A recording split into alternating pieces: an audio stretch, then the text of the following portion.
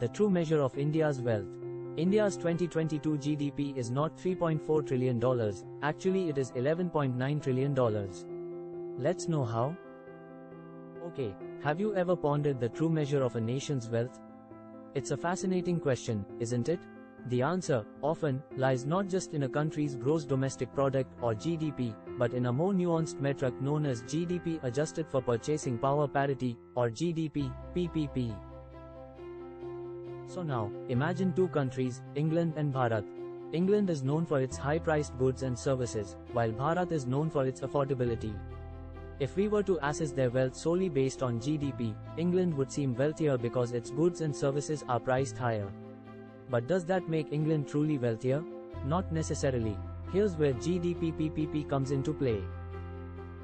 Okay, GDP PPP gives us a more accurate picture by considering the relative cost of living and the inflation rates of the countries.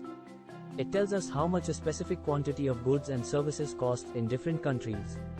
In other words, it measures what money can buy in England versus Bharat. So for instance, if a loaf of bread costs $2 in England and only $1 in Bharat, the citizens of Bharat are effectively wealthier, at least when it comes to buying bread.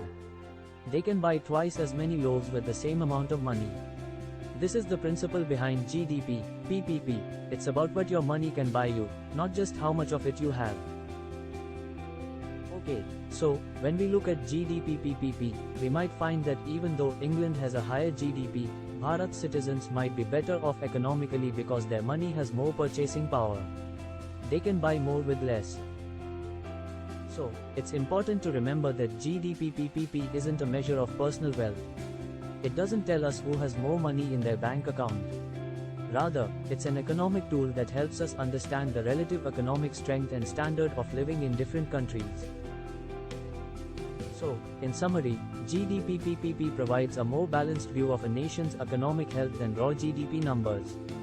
By considering the cost of living and inflation rates, it offers a more accurate depiction of the purchasing power of a country's average citizen. It's a reminder that wealth isn't just about how much money a country has, but also how much that money can buy. Okay, so, the next time you come across a country's GDP figures, remember to also consider its GDP, PPP. It might offer a completely different perspective on the nation's economic well-being and the living standards of its citizens. Always remember, it's not just about the money, it's about the purchasing power.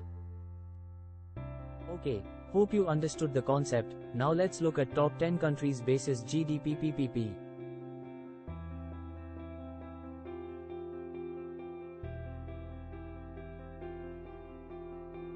So, if you are a student or working professional looking for opportunities to work in USA, minimum salary should be 2.5x to 3x of what you may get in India.